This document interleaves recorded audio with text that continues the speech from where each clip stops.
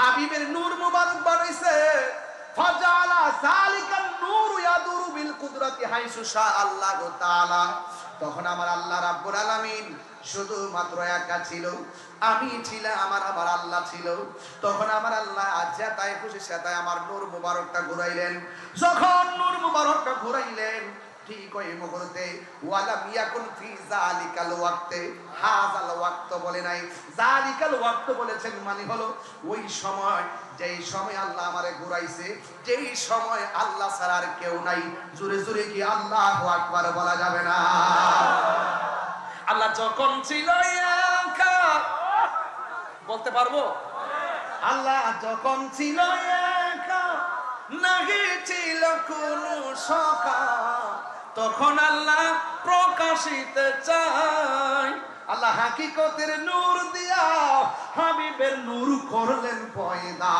আরে জোশ মারিলেন এশকের দরিয়া, আইরে সময় যায় পর দুরুদ নবী মুস্তাফায়, পর দুরুদ নবী মুস্তাফায়, রে সময় যায় পর দুরুদ নবী মুস্তাফায়।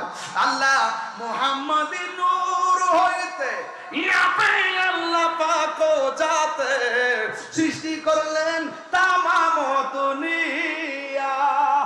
আরে নবী যদি না হইতো, কিছুই পয়দা না করিত, অন্ধকারে তাকিত রায়, রে সময় যায় পর দুরুদ নবী মুস্তাফায়। জোরে জোরে কি আল্লাহু আকবার বলা যাবে না? আমার নবী, আপনার নবী বলিয়া যাবে, যখন আমার আল্লাহ আমারে ঘুরাইছে, ওয়ালাম ইয়াকুন ফি যালিকাল ওয়াক্তে, ওই সময়ের ভিতরে ছিল না, কি ছিল না? কই ওয়ালা লাউহুন লাউহ ছিল না। আমার দেশের কিছু মৌলবি ওয়াজ করে আল্লাহ নাকি সর্বপ্রথম কলম বানাইছে, আমার নবী বলে ওয়ালা কলামুন, কলমও ছিল না। আবার কিছু মৌলবিরা ওয়াজ করে আল্লাহ নাকি সর্বপ্রথম আরশ বানাইছে, নবী বলতেছে ওয়ালা আরশুন, আমি যখন নবী ছিলাম তখন আরশও ছিল না, ওয়ালা লাউহুন লাউহ ছিল না, ওয়ালা কলামুন কলম ছিল না, ওয়ালা সামাউন আসমান ছিল না, ওয়ালা আরদুন জমিন ছিল না, ওয়ালা কমারুন চন্দ্র ছিল না, ওয়ালা শামসুন সূর্য ছিল না, ওয়ালা মালাকুন ফেরেশতা ছিল না, ওয়ালা জিন্নুন জিন ছিল না, ওয়ালা ইনসুন মানুষ ছিল না, ওয়ালা আরদুন জমিন ছিল না। আমার নবী বলে যখন আমি নবী ছিলাম গো, ওই সময় মাটি ছিল না। এখন তারা বলে নবীরে মাটি দিয়া বানাইছে, তার মানে বোঝা গেল তাদের মাথার ভিতরে গোবর আছে।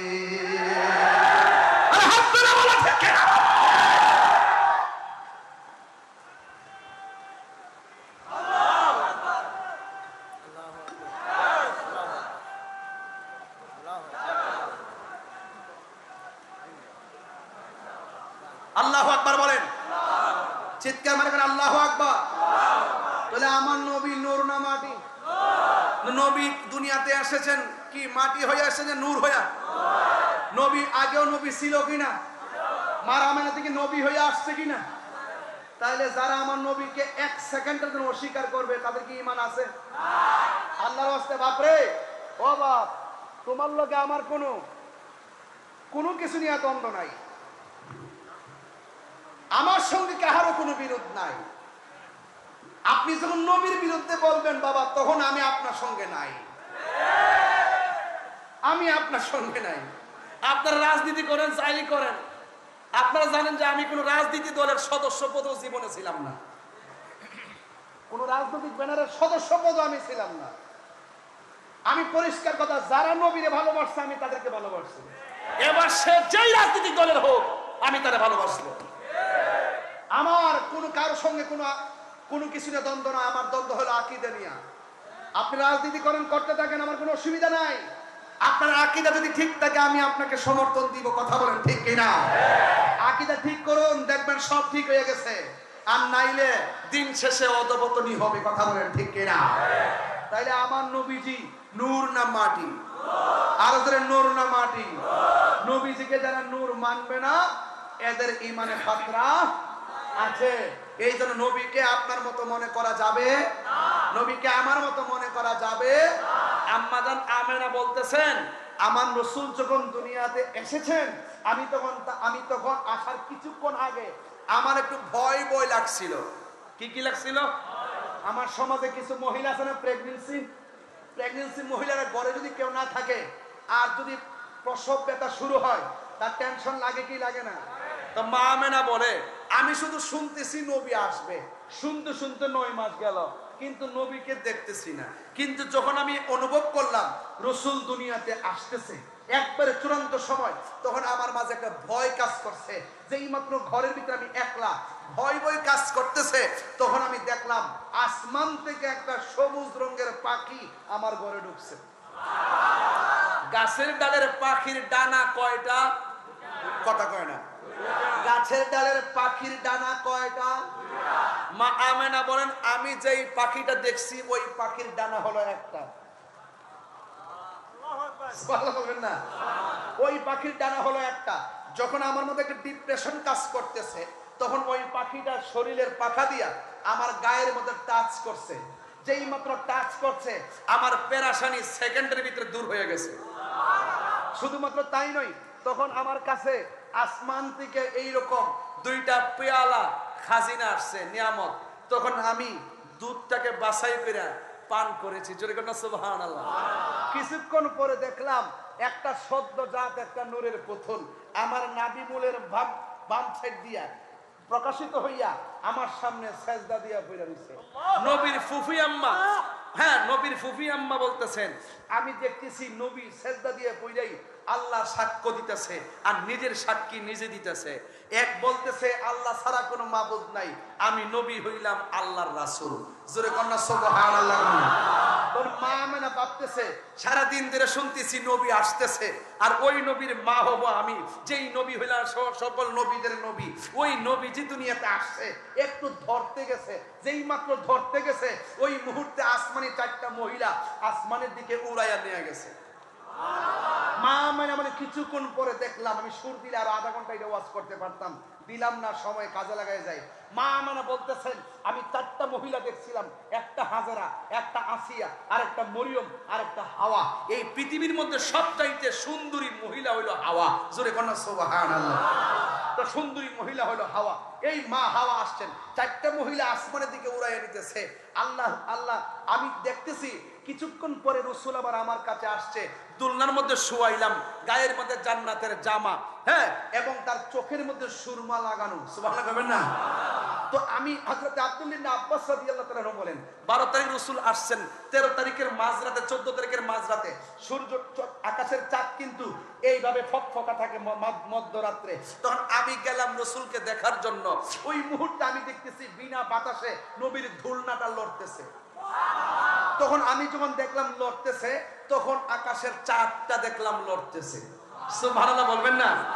তো চাঁদও লড়ে, দুলনাও লড়ে বিনা বাতাসে। তখন রাসূলকে প্রশ্ন করা হয়েছিল, ইয়া রাসূলুল্লাহ আমি দেখেছি আপনার দুলনাটা এইভাবে নড়াচড়া করত, আপনার দুলনা শুধু নড়াচড়া করত। ইয়া রাসূলুল্লাহ কেন নড়াচড়া করত? বিনা বাতাসে দুলনা লড়তো কেন? রাসূল বলেন চাচা বিনা বাতাসে দুলনা লড়ে নাই, দুলনাটা সেই দিন লড়াইছিল হযরতে জিবরাইল। তো 4টা লড়ছিল কেন? কয় 4টা লড়ছিল যে আমার খেলার সাথী পৃথিবীর কেউ হোক এটা আল্লাহ চায় নাই, এই জন্য চাঁদকে আমার খেলার সাথী বানাই দিয়েছে। আরেকটা হাদিস দেখেন কুট করে আনছি। حدثنا ابو نعيم قال حدثنا زهير عن ابي اسحاق قال سال رجل براء بن عازب اكان وجه رسول الله صلى الله عليه وسلم مثل السيف قال لا بل مثل القمر। হযরত বারা ইবনে আযিব রাদিয়াল্লাহু তাআলা কে এক ব্যক্তি প্রশ্ন করলেন আকানা ওয়াজহু রাসূলুল্লাহ সাল্লাল্লাহু আলাইহি ওয়াসাল্লাম মিসলা সাইফ, রাসূলের চেহারা মুবারক কি তলোয়ারের মতন চিকচিক করত? হে বারা ইবনে আযিব আপনি তো রাসূলের খুব কাছে ছিলেন, রাসূলের চেহারা মুবারক তো নূর, যার চেহারা থেকে পসিনা মুবারক বের হলে মুক্তার মতো চমকাইতো। আপনি আমাকে বলুন যে নতুন তলোয়ার যেইভাবে চমকায় এইভাবে কি রাসূলের চেহারা মুবারক চমকাইতো? তখন বারা ইবনে আযিব রাদিয়াল্লাহু তাআলা বললেন লা না, রাসূলের চেহারা মুবারক এই তলোয়ারের মতন চিকচিক করতো না, তরবারির মতো চিকচিক করতো না, কি করতো? বাল মিসলাল কামার, আকাশের চাঁদের মতন চকচক করতো। আরে বড় করে বলেন না সুবহানাল্লাহ। শুধুমাত্র তাই নয়, আরেকটা হাদিস আপনাদেরকে বলবো। আন জাবির ইবনে সামরা রাদিয়াল্লাহু তাআলা আন قال رأيت النبي صلى الله عليه وسلم في ليلة إضحيان وعليه حلة حمراء। আমি রাসূল করিম সাল্লাল্লাহু আলাইহি সাল্লামকে রাতের বেলায় চাদর পরিহিত অবস্থায় দেখেছি এবং ফাজালতু আনজুরু ইলাইহি ওয়া ইলাল কামার, একবার আমি নবীর দিকে তাকিয়েছি, আরেকবার আসমানের চাঁদের দিকে তাকিয়েছি। একবার আমি নবী যখন রাতের বেলা চাদর নিয়ে বসে আছেন ওই মুহূর্তে আমি একবার নবীর দিকে তাকিয়েছি, ও আনজুরা ইলাইহি, একবার নবীর দিকে তাকিয়েছি, আরেকবার ওয়া ইলাল কামার, চাঁদের দিকে তাকিয়েছি। ফালাহুয়া আহসানু ফি আইনি মিনাল কামার, আমার নবীকে চাঁদের চেয়ে আরো সুন্দর লেগেছে। আরো বড় করে বলো না সুবহানাল্লাহ। আবু জাহিল্লা বলছেন নবীর চেহারাটা হলো পাতিলার তলার মতন কালা। রাসূলকে ঠিক বলছো। সাহাবী বলছেন রাসূলের চেহারাটা চাঁদের চেয়ে সুন্দর। রাসূল বলছেন তুমি ঠিক বলছো। আরেক সাহাবী ইয়া রাসূলুল্লাহ ওইটাকে ঠিক বললেন, এইটাকে ঠিক বলেন, কারণ কি? তার চোখে যেমন দেখছে এমন বলছে, ওই সাহাবীর চোখে যেমন দেখছে তেমন দেখছে, আমি যার চোখে যেমন তেমন, কিন্তু হিসাব হবে ইমানদারের হিসাব। জোরে কোন সুবহানাল্লাহ। তাইলে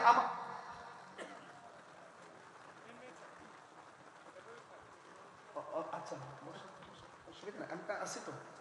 আসি কি কষ্ট হচ্ছে আপনাদের?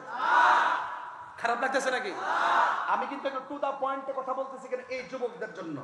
এদেরকে একটু ঈমান তাজা রাখতে হবে। এখন প্রতিটা দিন হবে ঈমান পরীক্ষার দিন। কথা বলো, ঠিক কিনা বলো? ডাক দিলে পাওয়া যাবে ইনশাআল্লাহ। পানের জলে বেশি আসা কচুরি পানা নয় সুন্নিরা জাগতে জানে, মরতে জানে। সুন্নিদের ইতিহাস কারবালার ইতিহাস, সুন্নিদের ইতিহাস বদরের ইতিহাস, সুন্নিদের ইতিহাস হুনাইনের ইতিহাস, সুন্নিদের ইতিহাস হযরত শাহিদ ফারুকী রাহমাতুল্লাহ আলাইহির রক্তের ইতিহাস, খাজা পাকিবিদের ইতিহাস। হত্যা বলো ঠিক কিনা? শেরে বাংলার ইতিহাস।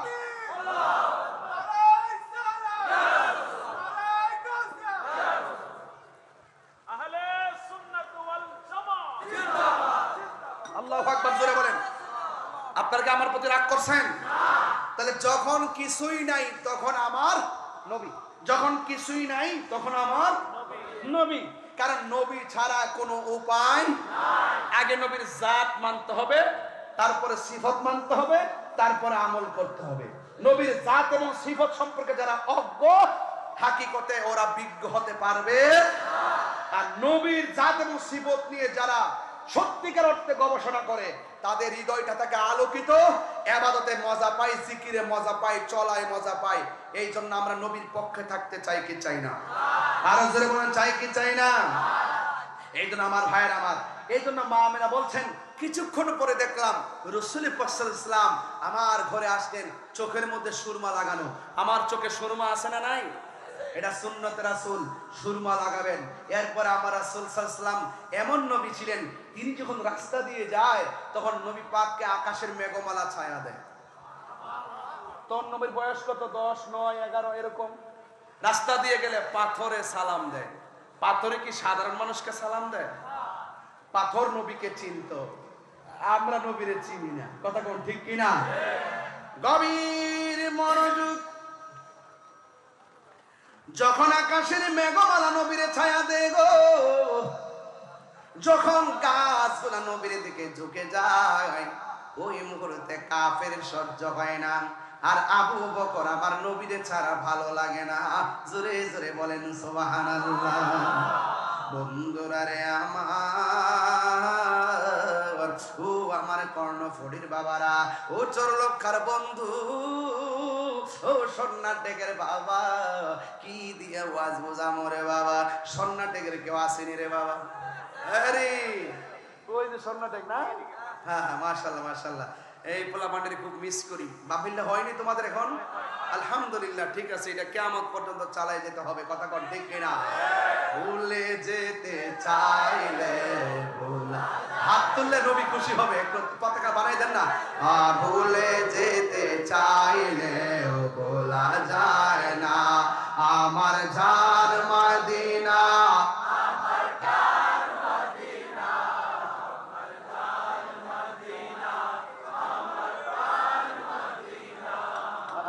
ভুলে যেতে চাইলে বলা যায় না, বলো না।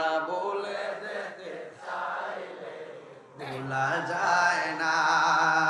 বদর আছে, খন্দক আছে, উহুদের পাহাড়, নবীর লাগে এই এলাকার ব্যথার পাহাড়, ঠিক না? মদিনাতে যাব আমি হলাম দেওয়ানা, হায় হায় মদিনাতে যাব আমি দেওয়ানা। মদিনা জান মদিনা, মদিনা প্রাণ মদিনা, ভুলে যেতে চাইলে ভোলা যায় না। বলো না, ভুলে যেতে চাইলে ভোলা যায় না। আমার জান মদিনা, আমার জান মদিনা, ভুলে যেতে চাইলে ভোলা যায় না। জোরে জোরে গিয়ে আল্লাহু আকবার বলা যাবে না? আমার যুবক, আমি বলতে চেয়েছিলাম আমার নবীর আগমনে যারা খুশি হবে এদের ব্যাপারে আমার নবী আপনার নবী বলে দিয়েছেন, যারা আমি নবীকে ভালোবাসবে এরা আমি নবী যে জান্নাতে থাকবো আমার সঙ্গে জান্নাতে থাকবে। যুবকের দল, কাফেররা আমার নবীকে সহ্য করতে পারে নাই, ইহুদিরা আমার নবীকে সহ্য করতে পারে নাই। এরপর আমার নবী ইহুদিদের সঙ্গে খারাপ ব্যবহার করে না। হযরত খাদিজাতুল কুবরা রাদিয়াল্লাহু তাআলা আনহা বলছিলেন, আপনার একটা গুণ হলো আপনি মানুষকে ভালোবাসেন, এই জন্য অন্য ধর্মের মানুষ হলেও আমার নবী এমন ভাবে তাদের সঙ্গে ব্যবহার করতেন, আমার নবীর ব্যবহার শুননা তারা কালিমা পয়রা মুসলমান হয়ে গেছে।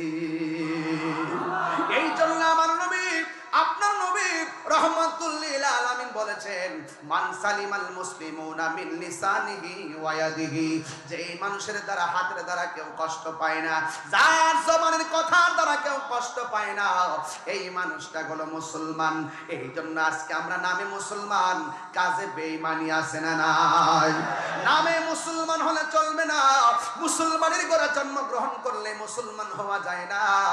মুসলমান বড় দামি জিনিস। ওই মুসলমান যদি মুসলমান হইতে হয় অন্তরের ভিতরে আমার নবীর মহব্বতের দরকার আছে না নাই?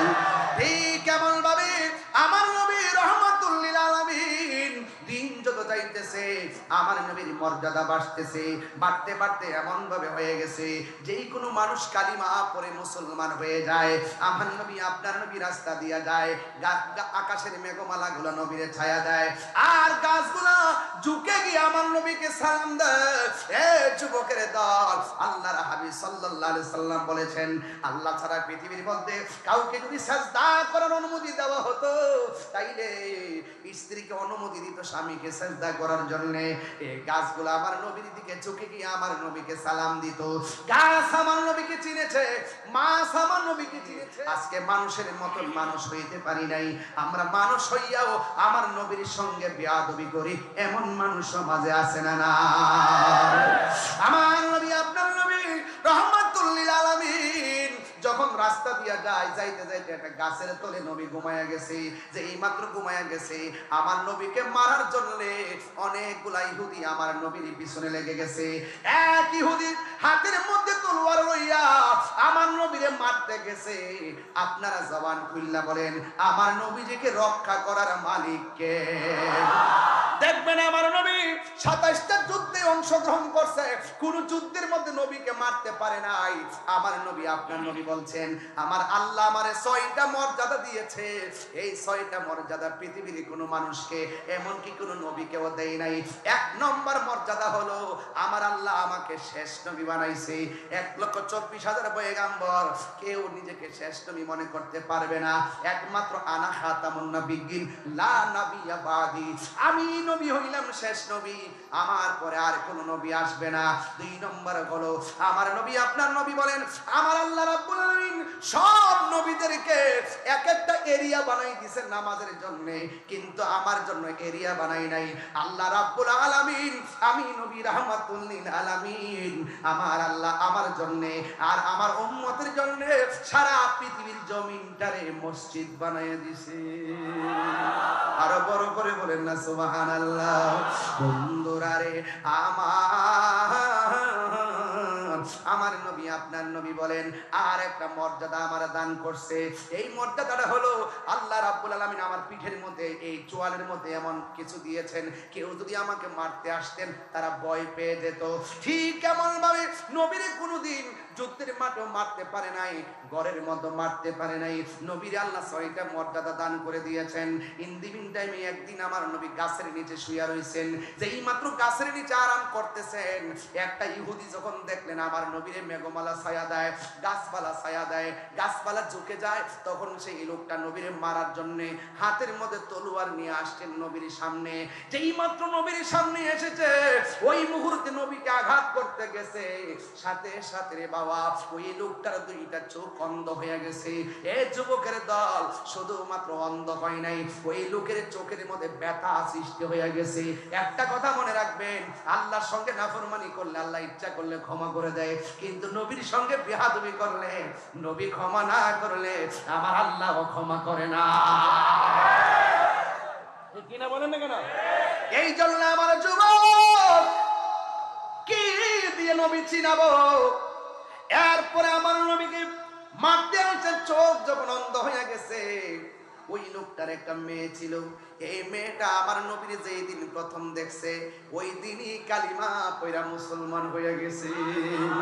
ওই মেয়েটা ডাক দিয়া বাবা, হঠাৎ করে আপনি এত ভালো চোখ নিয়ে গেলেন, আপনার চোখের মধ্যে অন্ধত্ব তৈরি হলো কেমনে? ওই মুহূর্তে ডাক দিয়ে বলে, মা ওই দিক দিয়ে মুহাম্মদ সাল্লাল্লাহু আলাইহি সাল্লামকে আমি মারতে গেছিলাম, যেই মাত্র মারতে গিয়েছি ওই মুহূর্তে আমি আঘাত করতে যাওয়ার সময় আমার 2টা চোখ অন্ধ হয়ে গেছে। মা গো মা, অন্ধ হয়েছে বড় কথা নয়, আমার চোখের জ্বালা আমার ভালো লাগে না। ওই মুহূর্তে মেয়েটা ছোট হইল তো বাবা, মেয়েটার মুখ খুললা বলে না, ও আব্বা আমি তো নবীর কাছে কালিমা পড়ে মুসলমান হয়ে গেছি। এই কথা না বইলা বাপের চিকিৎসার জন্য অনেক কবিরাজের কাছে গেছে, যতই ঔষধ দেয় ব্যথা শুধু বাড়ে, যত ঔষধ দেয় ব্যথা শুধু বাড়ে। এক অন্ধ থাকলে ভালো, অন্ধ চোখে যন্ত্রণা ভালো না। এবার যখন ব্যথা বাড়তে আসে, এবার মেয়ের বাবাটা এমন ভাবে চিৎকার করে, পাশের বাড়ির মানুষকে ঘুমাতে পারে না, ডানের মানুষ ঘুমাইতে পারে না, দিনে ঘুমাইতে পারে না, রাতে মানুষ ঘুমাইতে পারে না। অনেক দিন পর সমাজের মানুষ মেয়েটার ডাক দিয়া বলে, এই মেয়ে তোর বাপরে নিয়ে এমন জায়গায় চলে যা যেই জায়গার মধ্যে কোনো মানুষ নাই, এই চিল্লা চিল্লি আর ভালো লাগে না। আপনারা আবার ভাষা বোঝেন তো? ভাষা বোঝা যাচ্ছে তো? এই তোমার বাবার এই কান্নাকাটি আর ভালো লাগে না, এমন কর্কশ কান্না, এই কান্নার ভিতরে এমন কর্কশ একটা রং দিছে, এই জন্য মানুষের ভালো লাগে না। ও বন্ধুরে, ও সোনার ডেকের বাবা, ও চুল্লক্ষার বাবা, ও আমার কর্ণফুলির বাবা, কি দিয়ে ওয়াজ বুঝাইতাম, কি দিয়ে আমি নবী চিনাইতাম। ওই মুহূর্তে মেয়েটার ডাক দিয়ে কয়, তোমার বাবার এখান থেকে নিয়ে যাও। শত হইলে তো মেয়েরা কিন্তু বাবার ভক্ত থাকে বেশি। মেয়েটা ডাক দিয়ে কয়, এলাকাবাসী দীর্ঘদিন আপনারা আমার বাবা কষ্ট দিয়েছে, মেহেরবানি করে আমার 2টা দিন সময় দেন, এরপর আমি আমার বাবারে নিয়ে যাবো। না হইলে আবার গ্রামের মানুষ বলতেছে, তোর বাপের যে অবস্থা এমনি ভালো হবে না, বস্তা বাইন্দা বাইরে ফালাই দিয়া। শত হইলে তো সন্তান তো আদর্শবান সন্তান কোনোদিন বাপ মারে কষ্ট দেয় না। রাসূল বলছেন, বাপ মা যদি মুশরিক হয় তার সঙ্গে খারাপ ব্যবহার করা যাবে না, বাপ মা যদি বেঈমান হয় তার সঙ্গে খারাপ ব্যবহার করা যাবে না, বাপ মা যদি কাফের হয় তার সঙ্গে খারাপ ব্যবহার করা যাবে না। আজকে আমার সংসারের অনেক সন্তান মায়ের সঙ্গে খারাপ ব্যবহার করে, এমন সন্তান সংসারে আছে না? না এ আমার কর্ণফুলীর আব্বা, ও চুল্লক্ষার বাবা, যদি আপনারা আমাকে দাওয়াত কিনে মা বাপরে কষ্ট দেন, মনে রাখবেন আমার এই ওয়াজের দাম নাই। আপনারা আমার দাওয়াত করে আনতে পারবেন, খাওয়াইতে পারবেন, এই মহব্বতের কোনো দাম নাই। কারণ এই পৃথিবীতে মা বাপের মনে যারা কষ্ট দেয়, আমার আল্লাহও কষ্ট পায়। আমার যুবক ভাইরা, এই যে বন্যা গেছে, একবার ফেনীর দিকে তাকান, আর একবার নোয়াখালীর দিকে তাকান, ছাগলনাইয়ার দিকে তাকান, পরশুরামের দিকে তাকান, সোনাগাজীর দিকে তাকান, আর ওই যে অনেক দাগনভূঞার দিকে তাকান, কুমিল্লার দিকে তাকান, লাকসাম, মনোহরগঞ্জ, শাহরাস্তি, আখাউড়া, হবিগঞ্জ। একটা বার যদি মনে চায় যাইয়া দেখবেন কি অবস্থা। মানুষ বন্যার মধ্যে মারা গেছে, লাশটার দুয়াইয়া কলা গাছের মধ্যে শুয়াইয়া শুয়া হাঁটতেছে, একটা মাটি নাই কবরটার লাগবের মধ্যে লাশটা দাফন করবো, এমন ভাবে অনেক লাশ কবরের ভিতরে ভাসতেছে। বন্ধু, বন্যার ভিতরে অনেক মা ফেনীর জমিনে গুরুস্থানের পানির মধ্যে ভাসতেছে। প্রায় 400-500 মানুষ বন্যায় মারা গেছে। আমি 8 দিন পর্যন্ত পানির মধ্যে ছিলাম, গুইরা গুইরা শুধুমাত্র বাড়ি বাড়ি খাবার দেওয়ার জন্য চেষ্টা করতেছি। আগামীকাল থেকে আবার শুরু হবে নবম ধাপ। একটা বার যদি যাইতেন দেখতেন তারা কি কষ্টটা করে, ঘরের ভিতরে কোমর পানি, গলা পানি, একবারে অবস্থা ভয়াবহ রে বাবা। ও আল্লাহ, আল্লাহ গো, আমাদেরকে তুমি আসমানি গজব জমিনে গজব দিয়া মাইরো না। এই জন্য যুবক পায়ের মধ্যে হাত দিয়া বইলা দিয়া যায়, ওই মা বাপের মনে কষ্ট দিয়েন না। মা বাপের মনে কষ্ট দিয়া মক্কা মদিনা গেলেও কোনো লাভ হবে না। ঠিক কি না বলে না কেন? আমার দাওয়াত নিয়ে লাভ হবে কি? আমি সব মাহফিলে 5 মিনিট মা বাপের কথা বলি। ইদানিং দেখছি সন্তানগুলো মোবাইল করতে করতে মার মহব্বত কমে গেছে, মোবাইল করতে করতে ভাই বোনের মহব্বত কমে গেছে, মোবাইল করতে করতে পরিবারের মহব্বত কমে গেছে। একই খাটের মধ্যে স্বামী স্ত্রী থাকে, ডান কাতে বউ মোবাইল টিপতেছে, বাম কাতে স্বামী মোবাইল টিপতেছে, মহব্বত সব মোবাইলের কারণে গজব হইয়া গেছে। বউ শাশুড়িকে সম্মান করে না। ও যুবক, পায়ের মধ্যে হাত দিয়ে বইলা যায়, আমার ওয়াজ যদি আজকে 2 মিনিটের জন্য ভালো লাগিয়া থাকে, পায়ের মধ্যে হাত দিয়ে বইলা দিয়ে যায়, আজকে রাত্রে মা যদি কবর থাকে, কালকে যাইয়া মা বাবার কবর পারে দাঁড়ায় দাঁড়ায় জিয়ারত করবা। আর মা বাবা যদি বেঁচে থাকে রে আব্বু, যাইয়া পায়ের মধ্যে দুইটা মাপ চাইয়া বলবা, আম্মা তাহিরি হুজুর বলছে তোমার কষ্ট দিলে নাকি আল্লাহ কষ্ট পায়, আর কোনোদিন কষ্ট দিব না। বাপ যার কবরে, ওই বাপটা তোমার এমন একটা বৃক্ষ ছিল, যে এই বাপটা চলে যাওয়ার পরে তোমার কোন জায়গায় ঠাঁই হয় না, একটা সিদ্ধান্ত নিতে পারো না, একটা চাকরি কথা কাউরে বলতে পারো না, একটা জায়গা কিনতে গেলে 24 বার ধরা খাও।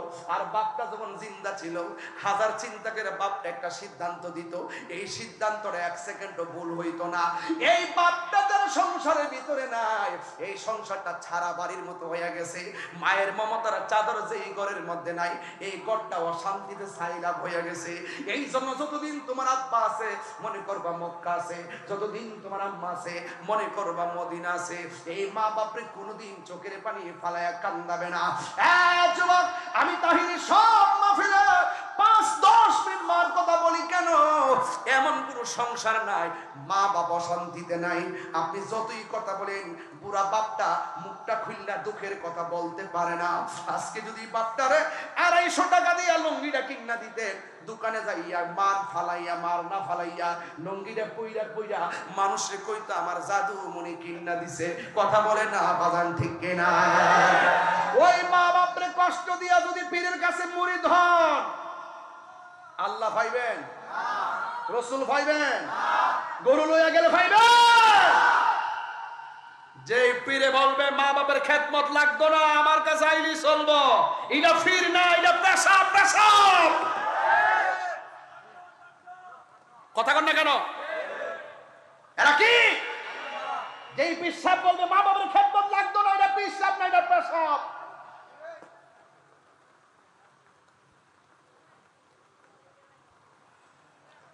আজকে ওই সমস্ত এই ভণ্ডদের কারণে আমরা কথা শুনি। কথা বলেন না কেন? কিছু কিছু আছে না জায়গায় অসামাজিক কাজ হয়, শরীয়ত বহির্ভূত কাজ হয়, যে সমস্ত দরবারে এরকম শরীয়ত বহির্ভূত কাজ হবে, এদের সঙ্গে আহলে সুন্নাত ওয়াল জামাতের ন্যূনতম সম্পর্ক নাই। কথা বলেন, পরিষ্কার কথা।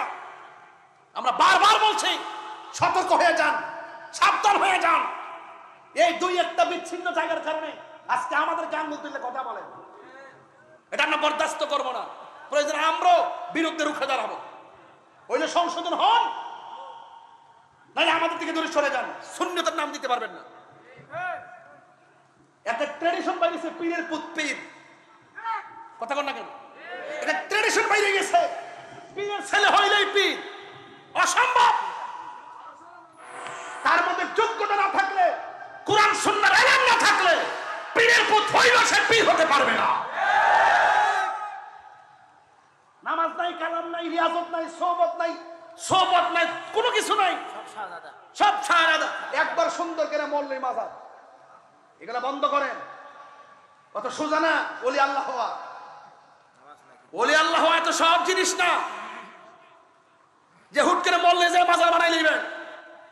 এই সমস্ত কারণে আজকে আমরা কথা শুনি। কথা বলেন ঠিক কিনা?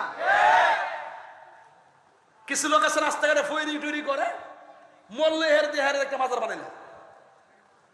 এটার দ্বারা সত্যিকার আল্লাহর ওলিদের বদনাম হচ্ছে। কথা বলেন না কেন?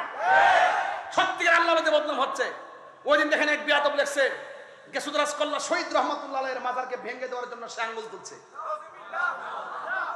কেন? ওই সমস্ত বিচ্ছিন্ন কিছু লোক আছে যেখানে শরীয়ত বহির্ভূত কাজ হয়, তাদের পাল্লা আর কাল্লা বাবার পাল্লা, শাহ আনস শাহর পাল্লা, বাইজি বুস্তামির পাল্লা, এরপরে আপনার বাইজ ভান্ডার দরবারের পাল্লা, বাবা শাহজালালের পাল্লা এক পাল্লা না। কথা কোন ঠিক না? ঠিক। লাগাতার কেউ কথা বলবেন না। প্রয়োজনে যেখানে শরীয়ত বহির্ভূত কাজ হয় আমাদের সহযোগিতা নেন, সবাই মিলে তা প্রতিরোধ করব। কথা বলেন ঠিক কিনা? ওলি হইতে গেলে মহব্বত লাগে, ওলি হইতে গেলে খেদমত লাগে বাবা। আমার কথা রাগ করেন না। আবার কয় না যে তাহির হুজুর ওলি আল্লাহর বিরুদ্ধে কথা হয়ে গেছে। তাহির হুজুর যে জ্বালা ভোগ করে, এই জ্বালা আপনার থাকলে ইষ্ট করে মরতেন। কোন জায়গা কিও না, ওই তীরটা মানে তাহিরের বরাবর। হ্যাঁ, আজকে দিকে ওয়াদা করেন, আমরা কি মা বাপরে কষ্ট দিব? একদম দিল থেকে বলেন, মা বাপরে কষ্ট দিব? বড় জনকে কষ্ট দিব? ছোটদেরকে কষ্ট দিব? প্রতিবেশীকে কষ্ট দিব? এই যে মাহফিলটা সাজাইছি, আপনি কি মনে করেন না যে এই মাহফিলটার উসিলায় আজকে কবরবাসী আনন্দিত আছে? এটাকে বিশ্বাস হয় না আপনাদের? প্রত্যেকটা কবরের মানুষ আজকে আনন্দিত যে আমার সন্তান আমার জন্য দোয়া করবে, আমার স্বামী আমার জন্য দোয়া করবে, আমার স্ত্রী আমার জন্য দোয়া করবে, আমার প্রতিবেশী আমার জন্য দোয়া করবে। এদের কবরে কি টাকা পাঠানোর সুযোগ আছে? সম্পদ পাঠানোর সুযোগ আছে? একমাত্র দোয়াটা তাদের কবরে যাবে। সুবহানাল্লাহ বলবেন না? ভাইরা আমার, এই জন্য আমি প্রায় মাহফিলে বলি, হ্যাঁ, মা কেন এত দামি জানে না সকলে। বলো,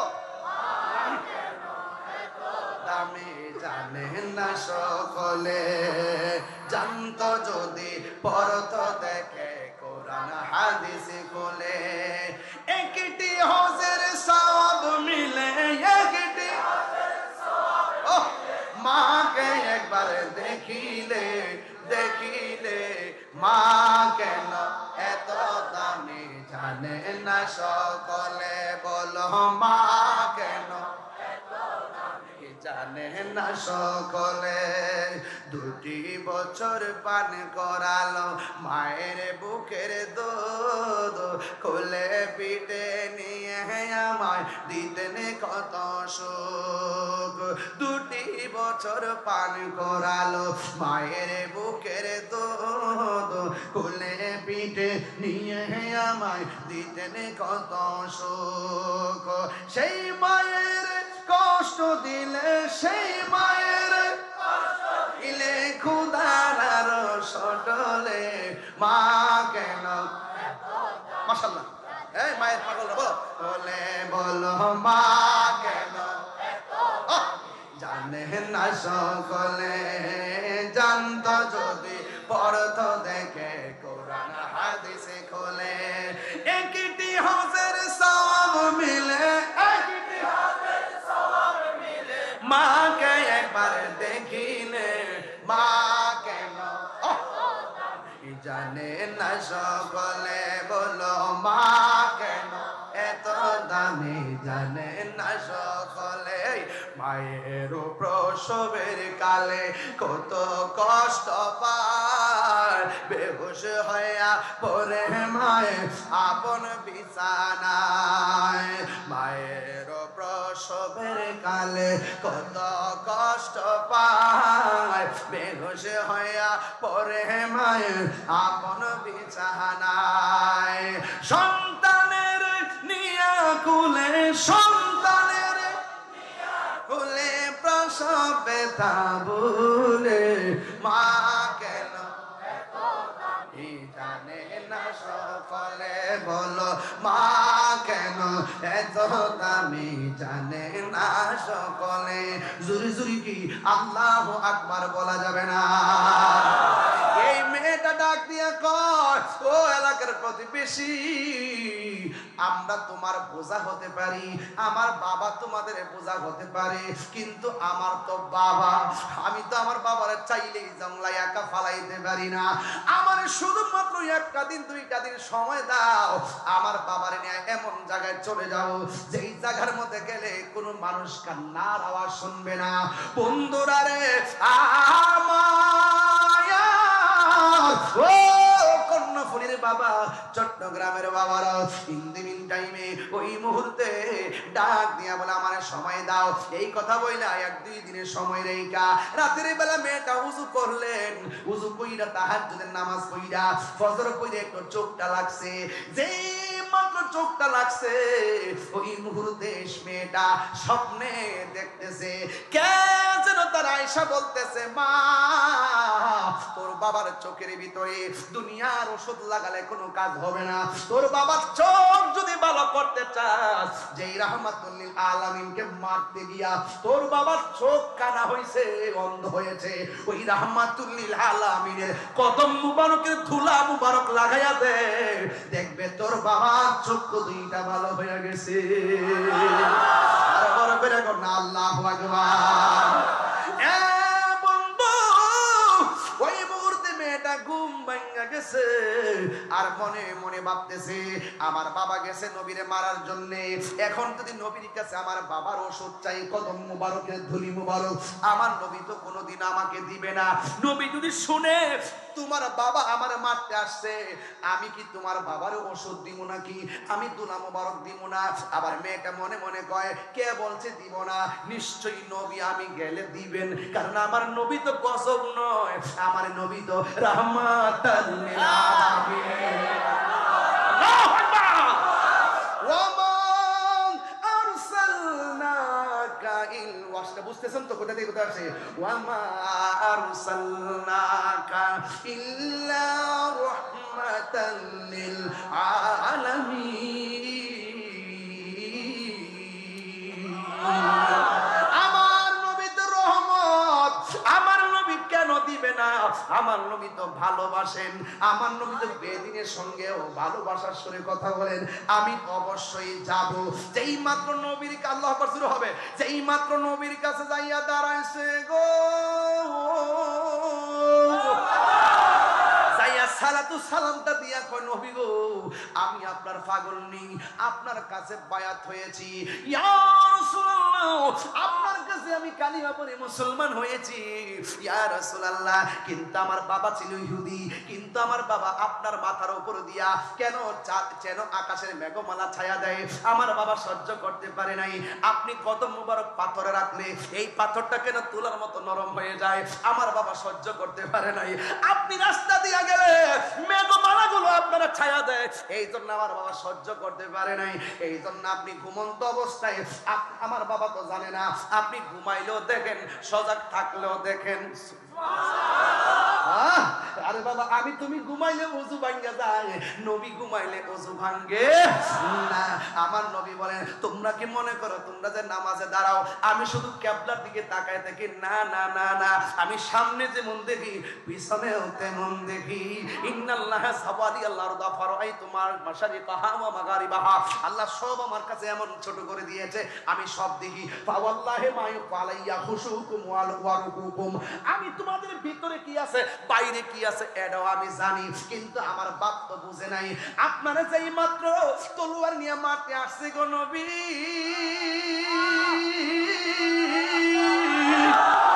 আমার আল্লাহ বরদাস্ত করে না, আমার আল্লাহ আমার বাবার দুইটা চোখের অন্ধ বানায়া দিছে।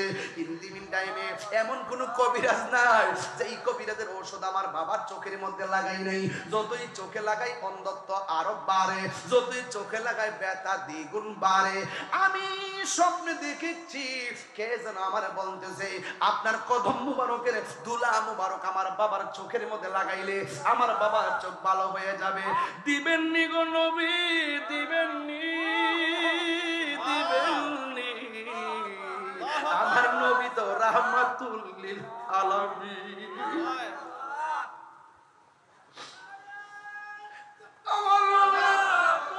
পাথর মুবারক দিয়ে এত পাথর মারছে, এত পাথর নবীরে মারছে। জিব্রাইল কইছে নবী গো তায়েফের জমিনের পাথরে আপনার রক্ত লেগে আছে, একটাবার অনুমতি দেন উপরের পাথরটা দিয়া সব বেঈমানরে মাইরা ফেলায়। আমার নবী কয় জিব্রাইল তুমি যদি মারো আমি কার কাছে দিনের দাওয়াত দিমু? আমি আমার আম্মারে লইয়া যখন তায়েফের মধ্যে গেছি আব্বারে যায়া দেখি নবী যে পাথরের মধ্যে হেলান দিয়া বসছিলেন। এক পাকিস্তানি আমার জিজ্ঞেস চিনুনি এটা কি? আমি জিজ্ঞাসলাম কি তা পাকিস্তান তো আশিকের রাসূল তো। এরা সব জানে বেটা, এরা সব আশিকের রাসূল। দেখছেন না জাবালে নূর নিজের কাইটটা ৭২ কাইটটা রাস্তা বানাই লিয়েছে পাকিস্তানিরা। ডাক দিয়ে বলে এই রক্তটা কিসের রক্ত চিনিলি? আমি জিজ্ঞাসা করলাম কি? তখন সে আমার বলতেছে যখন তায়েফের জমিনের তাগড়া তাগড়া যুবকের দল আমার নবীরে পাথর মারছে, আমার নবী ডাক দিয়ে কই যুবকরা রে আমি যুবক বড় ভালোবাসি, কিন্তু আমার যে তোমরা মারতেছো মক্কার কাউরে কইও না, আমি সবাই মক্কার সব জানে আমি এখানে খুব ভালো আসছি, অনেক জ্বালা পোহায় আমি এই তায়েফে আইছি শান্তির লাগিয়া, তোমরা আমার এমন করে মাইরো না। এরপরে তায়েফের পাথর দিয়া নবীর এমন ভাবে রক্ত লাল লাল মুবারক বানাইছে, আমার নবী একটা পাথরের মধ্যে হেলান দিয়া বসছে। ও বন্ধু ওই মুহূর্তে জিবরাইল আলাইহিস সালাম নবীর সামনে এসে দাঁড়াইছে, যে এই পাথরটার মধ্যে দাঁড়াইছে এই পাথরটা আমি দেখাইছি, জিবরাইল যেখানে উযু করছে এই জায়গাটা আমি দেখাইছি, নবী যে পাথরের মধ্যে রক্ত মাখা শরীর মুবারক নিয়ে পড়ছে ওই পাথরটা দেখে আসছি। অনেক মানুষে পাথরটারে ছবি তুলতেছে, কিন্তু আমি তো বাংলার পাগল, আমি তো পাগল হই। দেখছেন না সবার চলা আর আমার চলা আলাদা। আমি দেখলাম মোবাইল দিয়ে আমার ফ্যাট পড়ে না, পাকিস্তানিদের ফাওয়ারের নিচ দিয়া ঢুকলাম, ঢুইকা যাইয়া পাথরটার মধ্যে যাইয়া নিজের জিহ্বা দিয়া চাটতে শুরু করলাম। আমি দেখলাম ওই পাথরের ভিতরে নবী রক্ত মুবারক এখনো লেগে আছে। আর জোরে জোরে কোন আল্লাহু আকবার। এ বন্ধু ওই পাথরের পাশে সুন্দর একটা মসজিদ আছে, এই মসজিদটা শিয়ারা পুরাইয়া ফেলছে, এখনো কাঠ গাছের গাছগুলো পুরা আছে। এই মসজিদের ভিতরে ঢুকার পরে দেখলাম একটা কোনা দিয়া ভিজা, সব দিক দিয়া শুকনা, একটা জায়গায় ভিজা। একজনে জিগাইলাম এটা ভিজা কি লেগা? এক পাকিস্তানি উত্তর দেয় কই এখানে রাসূল পাথরের আঘাত মুবারক খাইয়া নিজের চক্ষু মুবারকের পানি ফালায়া ফালায়া এখানে উম্মতের জন্য কাঁদছিল। ওই যে ১৩,০০০ বছর আগে কাঁদছে, পানি মুবারক যে ঝরছে এখনো এই জায়গাটা ভিজা রে বাবা। সব মোবাইল দিয়ে ছবি তুলে আর আমি পাওয়ার ফাঁক দিয়া যায় দোলা বালির মধ্যে এমনে দইরা ওই নবীর চক্ষু মুবারকের পানি মুবারক হাতের মধ্যে লইয়া ভিজা জায়গাটা এমন ভাবে চেহারার মধ্যে মালিশ কইরা গলার মধ্যে মালিশ করে কইতাছি নবী গো আমি বাংলার জমিনে আপনার প্রেমের একটা ক্যানভাসার। এরপরে আমার মন ভরে না, বালুর মুবারকের মধ্যে আমার জিহ্বাটা লাগায় চাটতে শুরু করলাম, মুখের মধ্যে বালু ঢুকাইতে শুরু করলাম, ভিজা জায়গার পানি খাইতে শুরু করলাম। আল্লাহর কসম করে বলি আমার চোখের মধ্যে অনেক গ্রান লাগছে, কিন্তু নবীর ওই চোখ মুবারকের পানি মুবারকের মতো এত গ্রান আমার কাছে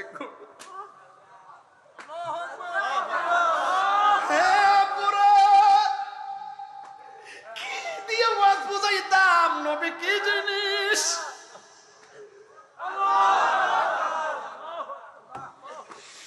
আমার নাকের ভিতরে এমন একটা গ্রান লাগছে,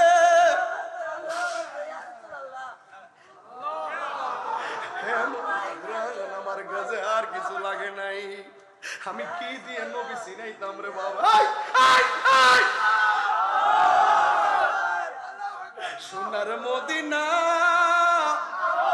বহু দূরে, কিন্তু মদিনাওয়ালা কিন্তু মদিনাওয়ালা যে গিয়েছে একবার সোনার মদিনা তাহার মনে আর কোনো দুঃখ রইল না। যে গিয়েছে একবার সোনার মদিনা তাহার মনে আর কোনো দুঃখ রইল না।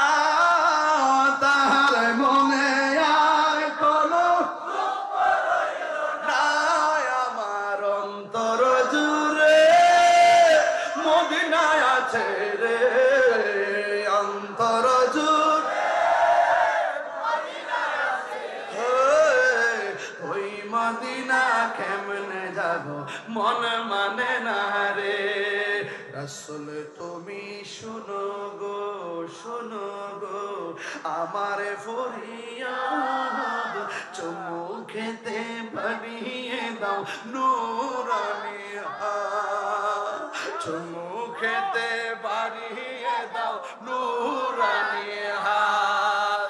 রাসূল তুমি শোনো গো আমার ফরিয়াদ, চুমু খেতে বানিয়ে দাও নুরানি হাত, চুমু খেতে বানিয়ে দাও নুরানি হাত। আমার মন কান্দে রে, প্রাণ কান্দে রে, মন কান্দে